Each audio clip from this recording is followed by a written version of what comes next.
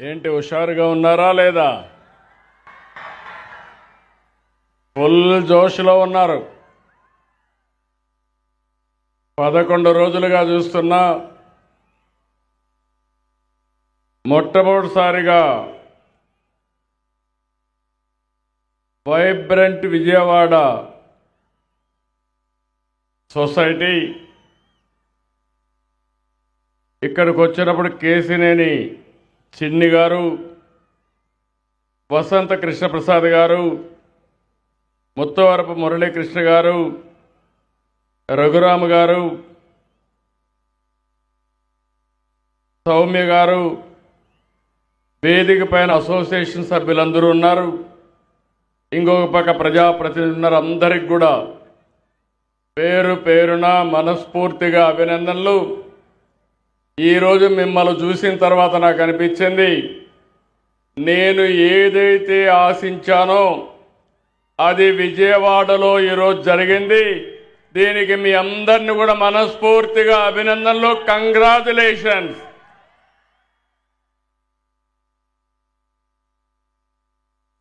ఇటీవల కాలంలో మీరు చూస్తే సంవత్సరం కంటే 3 నెలల కంటే ముందు ఎవరికి ఆనందమే లేదు, బయట వచ్చే పనే లేదు.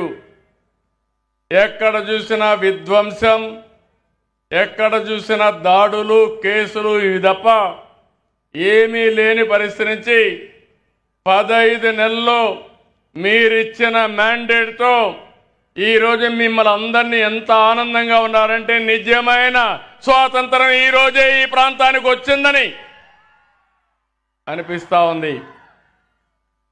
ఆ రోజు ఎన్నికలప్పుడు వచ్చాం, నేను, మా మిత్రుడు పవన్ కళ్యాణ్ గారు, అదే మరిగా బీజేపీ ముగ్గురం కలిసి ఆ రోజు మీ అందరికీ ఒకే మాట చెప్పాం, అభివృద్ధి చేస్తాం, సంక్షేమ కార్యక్రమాలు ఇస్తాం, సుపరిపాలన అందిస్తామని ఒక్క మాట చెప్పాం. దాంతో ఎప్పుడూ రానంత విజయాన్ని మీరు ఇచ్చారు. మొత్తం చూస్తే 57% ఓట్లు, 94% అభ్యర్థుల గెలుపు. ఇది ఒక చరిత్ర. ఆ చరిత్రను చూస్తే ఈరోజు నేను ఈ 15 నెలల్లో ఒకటే ఆలోచించాను, అందరినీ హ్యాపీగా పెట్టాలి, మీ అందరి వాడిగా ఉండాలనుకున్నా. ఈరోజు మీ ఉత్సాహం చూసిన తర్వాత అనిపిస్తుంది నాకు జీవితంలో ఎప్పుడూ లేనంత ఆనందం ఉందని మీ అందరికీ విజ్ఞప్తి చేస్తున్నా.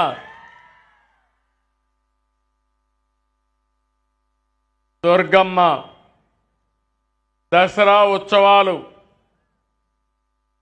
ఎంత బాగా జరుగుతున్నాయంటే, నేను మా ఆడబిడ్డలకు స్త్రీ శక్తి కింద ఉచిత బస్సు ఇచ్చాను.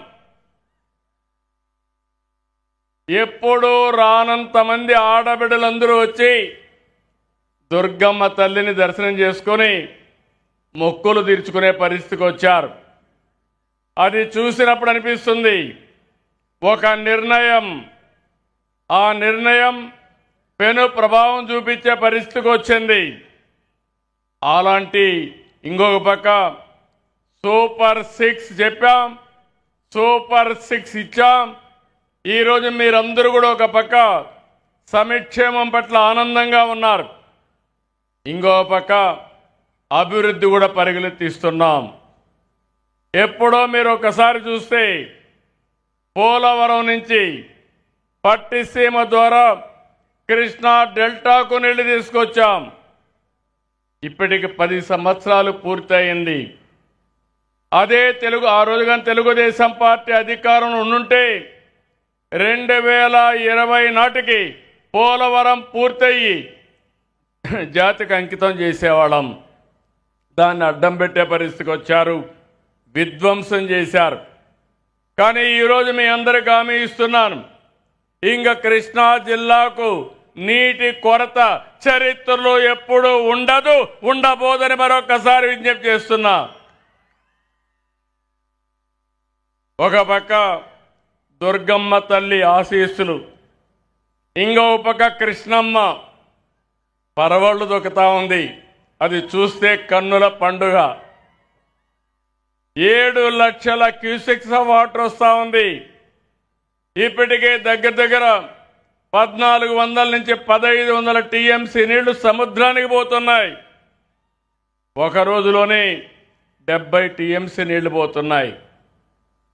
ఇంకో పక్క పోలవరం కూడా దగ్గర దగ్గర 3500 టీఎంసీ నీళ్లు సముద్రంలోకి వెళ్ళాయి. ఇది చూసినప్పుడు రాబోయే రోజుల్లో ఇంకా మంచి జరుగుతున్న దాంట్లో ఆలోచనే లేదు. అమరావతిని ట్రాక్లో పెట్టాం. కేంద్రం 15,000 కోట్లు ఇచ్చారు. ఈరోజు పనులన్నీ ముమ్మరంగా జరుగుతున్నాయి. 3 సంవత్సరాల్లో విజయవాడ నుంచి బయట పోయిన వాళ్ళు తిరిగి విజయవాడకు వస్తారని కూడా ఈ సందర్భంగా మీకు విజ్ఞప్తి చేస్తున్నా. అది ఈ దసరా ప్రత్యేకత. ఈ జోష్ ఎప్పటికీ ఉండాలి. ఈసారి ఎన్నో నేను ఉత్సవాలు చూశాను. 5 సంవత్సరాలు అధికారం ఉన్నప్పుడు చూశాను. ప్రతిపక్షంలో చూస్తే ఏ రోజు కూడా ఏ పని కాకుండా ఉండే పరిస్థితి. కానీ ఈరోజు విజయవాడ ఉత్సవంతో విజయవాడ ఒక నూతన ఉత్సాహంతో ముందుకు పోతా ఉంది. అయితే ఈ విషయంలో ఒకటి గుర్తుపెట్టుకోవాలి. సంక్షేమ కార్యక్రమాలు అవసరం, అభివృద్ధి కార్యక్రమాలు అవసరం. అదే సమయంలో మనకు మానసిక ఆనందం కూడా అవసరం. ఆ మానసిక ఆనందం ఇలాంటి ఉత్సవాలే ఇవ్వగలుగుతాయని చెప్పి నేను మీకు తెలియజేస్తున్నా. మన సాంప్రదాయాలు కాపాడుకోవాలి. ఈరోజు విజయవాడ ఉంది. స్వాతంత్ర సమరంలో పోరాడిన యోధులంతా ఇక్కడి నుంచే వచ్చారు. సినిమాలో ఉండే డైరెక్టర్లు మొదలుకొని ప్రొడ్యూసర్లు మొదలుకొని కడాన నందమూరి తారక రామారావు గారు, అక్కినే నాగేశ్వరరావు గారు కూడా ఇక్కడి నుంచే వచ్చారు. ఘంటసాల కూడా ఇక్కడి నుంచే వచ్చారు. ఇవన్నీ మనం చూసినప్పుడు ఇది ఒక చరిత్ర. ఇక్కడ అందరూ కూడా దేశ విదేశాలకు వెళ్ళారు. బ్రహ్మాండంగా రాణిస్తున్నారు. ఇప్పుడే మిత్రులు చెప్పినట్టు ఒకప్పుడు హైదరాబాద్ నగరం, ఇక్కడి నుంచి వచ్చిన వాళ్ళే హైదరాబాద్కి వన్ని తెచ్చే విధంగా పనిచేశారు. నేను అందుకనే ఈరోజు మీ అందరినీ కోరుతున్నా, మన నృత్య రీతులు కానీ, పాటలు కానీ, జానపదాలు కానీ, సంగీతం, సాహిత్యం, కళలు ఇవన్నీ మన సాంప్రదాయంలో, సంస్కృతిలో భాగం. ఈరోజు ఆధునీకరణలో అన్నీ పోగొట్టుకుంటున్నాం. కానీ మనం గుర్తుపెట్టుకోవాల్సిన అవసరం ఉంది. ఇలాంటి కార్యక్రమాలు చేయగలిగితే మళ్ళీ అలాంటి సాంప్రదాయాలన్నీ మనం నిలబెట్టుకునే పరిస్థితి వస్తుంది. ఈరోజు నేను ఇక్కడ చూశాను, ఈ సొసైటీ ఉంది, సొసైటీ ఫర్ వైబ్రెంట్ విజయవాడ ఉత్సవాలు చేశారు. నేను ఈరోజు మీ అందరికీ విజ్ఞప్తి చేస్తున్నా, ఒకప్పుడు దసరా ఉత్సవాలంటే కలకత్తా, దసరా ఉత్సవాలంటే మైసూర్. ఈరోజు దసరా ఉత్సవాలంటే కలకత్తా, మైసూరే కాకుండా విజయవాడ కూడా. భవిష్యత్తులో ప్రపంచం మొత్తం గుర్తుండేది దసరా అంటే విజయవాడ అని చెప్పి నేను మీ అందరికీ తెలియజేస్తున్నా. ఆ స్థాయికి మనం తీసుకుపోవాల్సిన అవసరం ఉంది. ఈరోజు 6 చోట్ల విజయవాడ ఉత్సవ కార్యక్రమాలు నిర్వహిస్తే 2.5 లక్షల మంది వచ్చారు. ఘంటసాల సంగీత కళాశాల, తుమ్మలపల్లి కళాక్షేత్రం, మున్సిపల్ స్టేడియం, పున్నమి ఘాట్, ఇబ్రహీంపట్నం, గొల్లపూడి ఎక్స్పో గ్రౌండ్స్లో కళారూపాలని, ఈవెంట్లని అద్భుతంగా చేశారు. ఇన్ని ఈవెంట్లు ఇంత బాగా చేయడం అనేది అసాధారణం. కానీ ఇక్కడ చూస్తే 280 ఈవెంట్లు జరిగాయి. చరిత్రలో ఎక్కడ కూడా ఇన్ని కార్యక్రమాలు చేయడం ఇదే మొట్టమొదటిసారి. జానపద నృత్యాలు కానీ, బుర్ర కథలు, అరికథలు, తోలుబొమ్మలాట్లు ఇవన్నీ బాగా ఆకట్టుకున్నాయి. ఇంకో పక్క ఈరోజు సినిమా ఈవెంట్స్ కూడా కండక్ట్ చేసి పెద్ద ఎత్తున ముందుకెళ్లారు. ఇది కాకుండా హెలీ రైడింగ్ ఏర్పాటు చేశారు. ఇందులో కూడా ఒక 2000 మంది పాల్గొన్నారు. అన్నిటికీ అనూహ్య స్పందన వచ్చింది. ఇక్కడ నేను చూశాను, 700 స్టాల్స్తో నిర్వహించిన అతి పెద్ద ఎక్స్పో ఇది. విద్య, రియల్ ఎస్టేట్, ఆటోమొబైల్, వ్యవసాయం వంటి రంగాల్లో స్టాల్స్ అన్ని ఏర్పాటు చేశారు. ఇంకో పక్క ఇప్పుడే నేను చూశాను, రోబోటిక్ కిచెన్ లాంచ్ చేశారు. అది చూస్తే అనిపించింది, ప్రపంచంలో మొట్టమొదటిసారిగా రోబోటిక్ కిచెన్ ఆర్టిఫిషియల్ ఇంటెలిజెన్స్ పెట్టి ఆటోమేటిక్గా చేశారంటే అది విజయవాడలో ఉండే పారిశ్రామికవేత్తల యొక్క సామర్థ్యం అని మరొకసారి మీకు తెలియజేస్తున్నా. మీరు గుర్తుపెట్టుకోవాలి, మీకు తెలివితేటలు ఉన్నాయి. కృష్ణా జిల్లాలో విజయవాడ నీళ్లలోనే, ఈ గాలిలోనే ఆ ప్రభావం ఉంది. ఓసారి సద్వినియోగం చేసుకోరు మీరు, మీ శక్తి మీకు తెలియదు. అందుకే రాబోయే రోజుల్లో ఇలాంటి వినూత్నమైన కార్యక్రమాలు, ఇప్పుడు ఈరోజు కార్యక్రమాలు చూశాను, నేను చాలా కార్యక్రమాలు చూశాను. ఈరోజు మీరు చేసిన పని, బెస్ట్ పీపుల్ని ఐడెంటిఫై చేశారు, ఏజెన్సీల్ని వాళ్ళకందరికీ అప్పచెప్పారు. ఆర్గనైజర్స్ బాగా పనిచేశారు. అందుకే ఎక్కడా జరగనటువంటి ఈవెంటు 11 రోజులుగా 280 ఈవెంట్లు కండక్ట్ చేశారంటే ఇది ఒక చరిత్ర అని చెప్పి నేను మీకు తెలియజేస్తున్నా. ఈరోజు నేను కూర్చొని కాస్త కల్చరల్ ప్రోగ్రామ్ చూశాను. వండర్ఫుల్గా డాక్యుమెంటేషన్ కానీ ప్రజెంటేషన్ చేశారు. ఇప్పుడే మేము సాంస్కృతిక కవాతుకి వెళ్ళాం. అక్కడ మీరు చూస్తే పెద్ద ఎత్తున 3000 మంది కళాకారులు పార్టిసిపేట్ చేశారు. మన ప్రాంతంలో ఉండేవాళ్ళు, వేరే ప్రాంతం నుంచి వచ్చిన వాళ్ళు బెస్ట్ ఈవెంట్ క్రియేట్ చేసి గిన్నీస్ వరల్డ్ రికార్డు కూడా ఇప్పుడే మనకు సర్టిఫికెట్ ఇచ్చారంటే ఇది ఒక చరిత్ర అని చెప్పి కూడా నేను మీకు తెలియజేస్తున్నా. ఇలాంటివన్నీ చూసినప్పుడు 1000 మందికి పైన డప్పు కళాకారులు వచ్చారు. వీరనాట్యం, పులివేషాలు, గరిడి, గరగలు, కోలాటం, కర్రసాము, యుద్ధ కళలు, దింస, కొమ్ముకోయ వంటి కళలను ప్రదర్శించారు. సన్నాయి, శంఖానాదాలతో బ్రహ్మాండమైనటువంటి శోభను తీసుకొచ్చారు.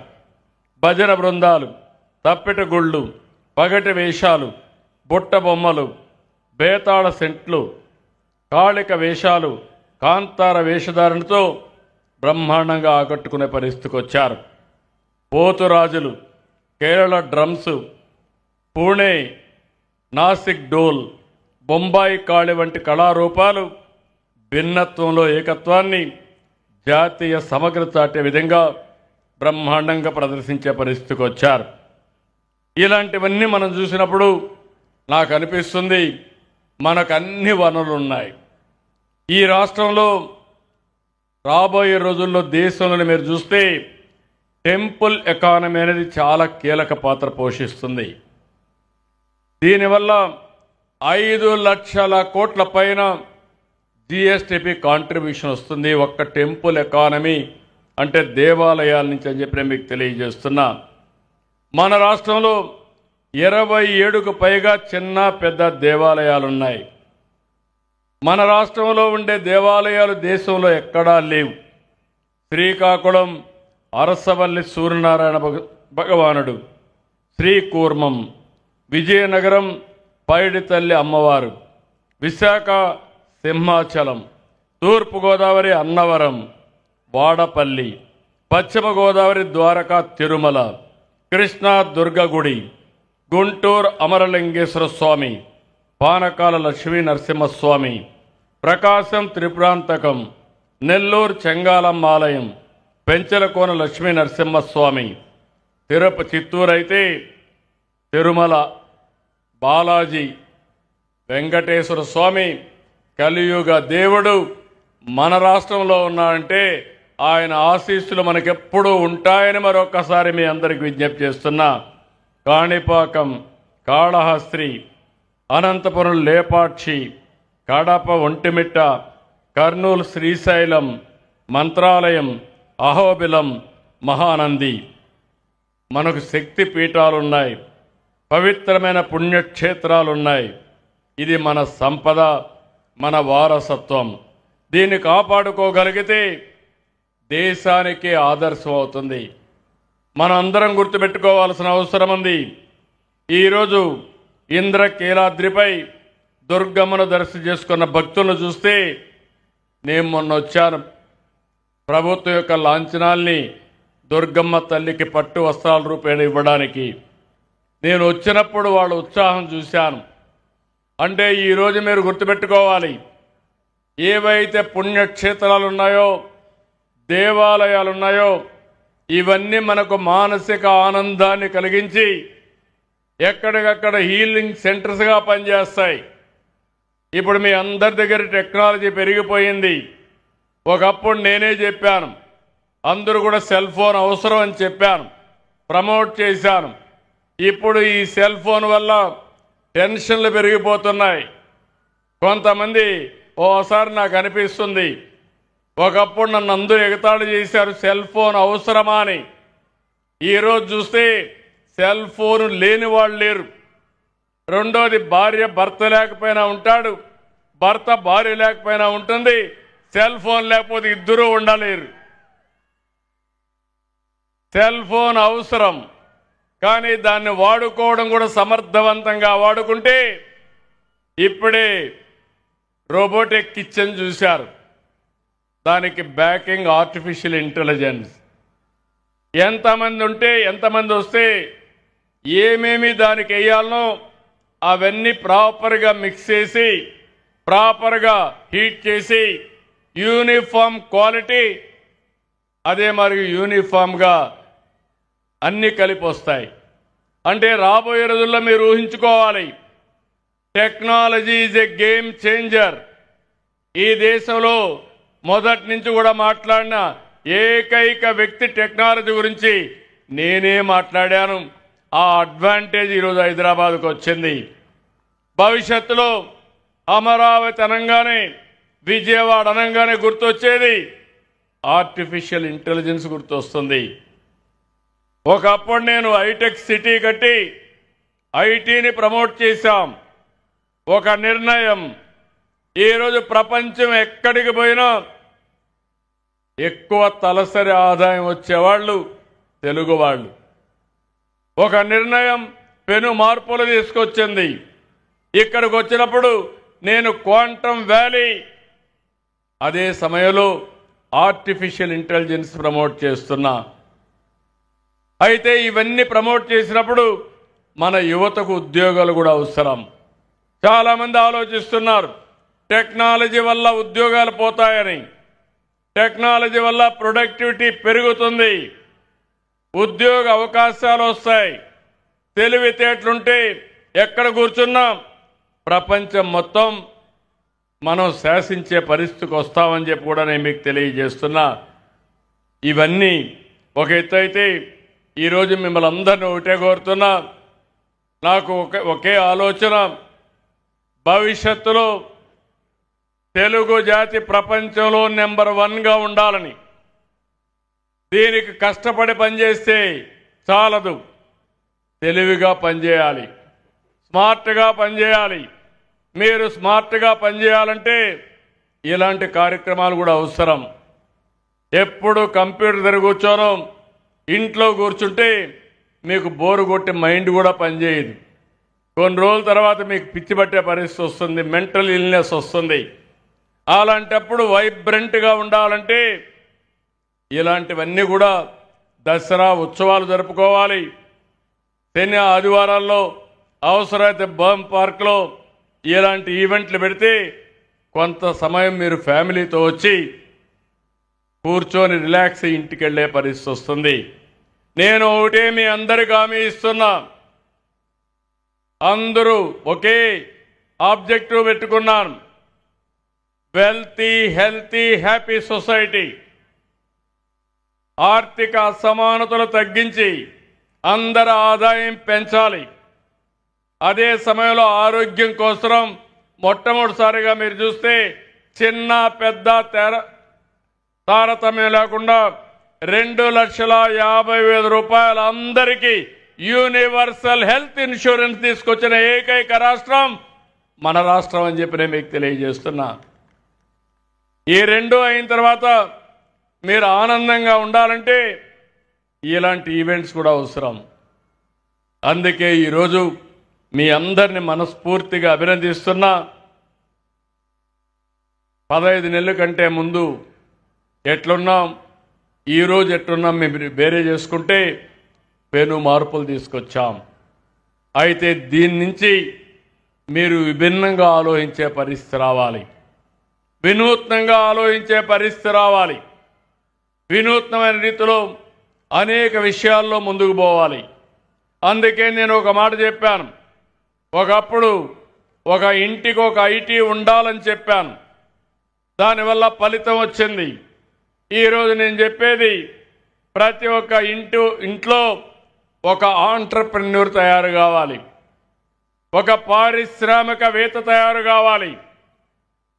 అది అసాధ్యం కాదు. ఒక ఎంఎస్ఎంఈ ప్రతి ఒక్క ఇంట్లో పెట్టుకుని వ్యవసాయ ఆధారం కావచ్చు, మనకు ఉండే వనరుల ఆధారం కావచ్చు, మనం తయారు చేయగలిగితే అన్ని విధాలా బాగుపడతాం. అది జరగాలంటే కొంతమంది వినూత్నంగా ఆలోచించే పరిస్థితులు రావాలని నేను ఒకటే చెప్తున్నా. నా జీవితాశయం ఒకటే, ఎవరికి ఇవ్వని గౌరవం మీరు నాకు ఇచ్చారు, అన్ని ఎన్నికల్లో గెలిపించారు, నా మీద నమ్మకం పెట్టుకున్నారు. ఈ నమ్మకాన్ని ప్రతి ఒక్క వ్యక్తిని పైకి తీసుకొచ్చే బాధ్యత తీసుకొని మీరందరూ ఆనందంగా ఉండడానికి, ఆర్థిక అసమానతలు తగ్గించి పైకి తీసుకురావడానికి ఏమేం చేయాలో అవి చేస్తా. మీరు కూడా సహకరించమని మరొక్కసారి మిమ్మల్ని అందరినీ కోరుకుంటున్నా. ఈరోజు మీరు చేసే సహకారం చూస్తున్నాను. చిన్న పిల్లలు ఫస్ట్ క్లాస్ స్కూల్కి వెళ్తే తల్లికి 15,000 రూపాయలు తల్లికి వందనం కింద ఇస్తున్నాం. నేను ఒకే మాట చెప్పాను, ఎంతమంది పిల్లలుంటే అంతమంది పిల్లలకి ఇస్తామని. 6 మంది పిల్లలుండే తల్లికి 1,05,000 రూపాయలు వాళ్ళ అకౌంట్లో వేసామంటే అది ప్రభుత్వం మీ పట్లుండే అభిమానం అని చెప్పి నేను మీకు తెలియజేస్తున్నా. ఇలాంటివి అనేక అన్నదాత కార్యక్రమం ఎన్ని తీసుకొచ్చాం. మీరు ఆశీర్వదించండి, సహకరించండి. మీరు కూడా చెప్పింది దీని ముందుకు వస్తే ఎప్పుడు మీరు ఆనందంగా ఉండే సమాజాన్ని నిర్మాణం చేస్తామని చెప్పి నేను మీకు తెలియజేసుకుంటూ ఈరోజు మళ్ళీ చెప్తున్నా, నా జీవితంలో చాలాసార్లు చూశాను కానీ విజయవాడ ఈ 11 రోజులుగా ఫుల్ జోష్లో ఉంది. చాలా ఆనందంగా ఉన్నారు. అందరికీ ఈవెంట్ కండక్ట్ చేసిన వాళ్ళందరినీ పేరు పేరున మీరు అభినందించాలి. గట్టిగా చప్పట్లు కొట్టి మీ ఆమోదాన్ని, మీ అభినందనల్ని తెలియజేయండి. అదే మనం ఇచ్చే పెద్ద కానుక. వాళ్ళకి ఉత్సాహం వస్తుంది. సొంత పనులు చేయడం కాకుండా 1 గంట 2 గంటల దినానికి సమాజం కోసం పనిచేసే పరిస్థితికి వస్తారు. అందుకే వీళ్ళ పేర్లు నేను చూశాను, మురళి కానీ మిగిలిన అందరి పేర్లు చూశాను. ప్రజాప్రతినిధులతో కలిసి ఎవరైతే విజయవాడలో ఉండి పైకి వచ్చారో వీళ్ళందరూ కూడా దీంట్లో భాగస్వాములు అయ్యారు. వాళ్ళందరూ వండర్ఫుల్ ఈవెంట్ క్రియేట్ చేశారు. వారిని కూడా అభినందిస్తూ ఈ ప్రభుత్వం మిమ్మల్ని అందరినీ ప్రోత్సహిస్తాం, ముందుకు రావాల్సిందిగా మరొక్కసారి అందరికి విజ్ఞప్తి చేస్తూ ఇక్కడికి వచ్చిన మిమ్మల్ని అందరినీ పేరు పేరున మరొక్కసారి అభినందిస్తూ అందరికీ నమస్కారాలు. Thank you. మరొకసారి చెప్తున్నా, thank you Vijayawada. Well done. అందరి ప్రజలకందరికీ అభినందనలు. Thank you. Thank you. గౌరవనీయ ముఖ్యమంత్రి వారిలు నాయుడు గారికి ప్రత్యేకమైనటువంటి కృతజ్ఞతల్ని తెలియచెప్తూ ఉన్నాము. శ్రీ ముత్తవరపు మురళి గారు, president for the society of vibrant Vijayawada, వారిని మాట్లాడవలసిందిగా రిక్వెస్ట్ చేస్తున్నాము. As a vote of thanks, fortune Murali hotels chairperson వారిని మాట్లాడవలసిందిగా రిక్వెస్ట్ చేస్తున్నాము. సార్, ఈ సభకు ఇచ్చేసినటువంటి గౌరవనీయులు మన ముఖ్యమంత్రి వర్యులు నారా చంద్రబాబు నాయుడు గారికి, స్టేజ్ మీద ఉండే వసంత కృష్ణప్రసాద్ గారికి, ఇతర ఎమ్మెల్యేలకి, మా సొసైటీలో వచ్చిన సభ్యులకి, గొల్లపూడి గ్రామ ప్రజలకు, ఈ ల్యాండ్ మాకు ఇచ్చిన రైతులకు అందరికీ కూడా మా వైబ్రెంట్ విజయవాడ సొసైటీ తరఫున కృతజ్ఞతలు చెప్తున్నాను. Thank you. Thank you so much sir. Thank you. మరొకసారి ముఖ్యమంత్రి గారికి, అలాగే ఎంపీ గారికి, ఎమ్మెల్యే గారులకి, ఐఏఎస్ ఆఫీసర్స్కి అందరికీ కృతజ్ఞతలు తెలియజెప్తూ ఉన్నాము. ఎంతోమంది గౌరవనీయ ముఖ్యమంత్రి గారు ఇచ్చినటువంటి సలహాల మేరకు ఐటీ ప్రొఫెషన్లోకి వెళ్ళి రాణిస్తూ ఉన్నారు. మున్ముందు ఈరోజు చెప్పిన విధంగా ఆంటర్ప్రినర్షిప్ క్వాలిటీస్ని కూడా తీసుకొని రావాలి ప్రతి ఒక్క ఇంట్లో అని మనస్ఫూర్తిగా కోరుకుంటూ ఉన్నాము. ఎందుకంటే మనందరం ఆలోచించేది, మనం అందరం చూసేది, మన ముఖ్యమంత్రి గారు 10 సంవత్సరాల ముందు ఉంటారు. వారి ఆలోచన విధానం అటువంటిది.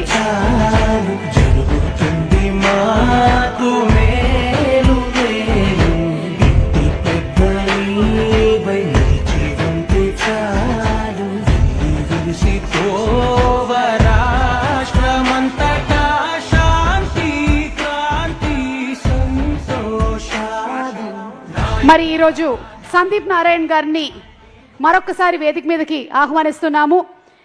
ఎన్నో జాతీయ అంతర్జాతీయ వేదికల్లో అద్భుతమైనటువంటి పర్ఫార్మెన్స్ని ఇచ్చినటువంటి గ్రేట్ వోకలిస్ట్, వారి టీం అందరూ కూడా అలాగే జాతీయ అంతర్జాతీయ వేదికల్లో పర్ఫామ్ చేసినటువంటి వారు. ముఖ్యంగా ఈషా లైఫ్లో వారి ఎన్నో పర్ఫార్మెన్సెస్ని మనం చూసాము. ఈరోజు ఈ కార్యక్రమంలో భాగంగా విజయవాడ ఉత్సవంలో సందీప్ నారాయణ గారిని మరొకసారి పర్ఫామ్ చేయడానికి వేదిక మీదకి ఆహ్వానిస్తున్నాము.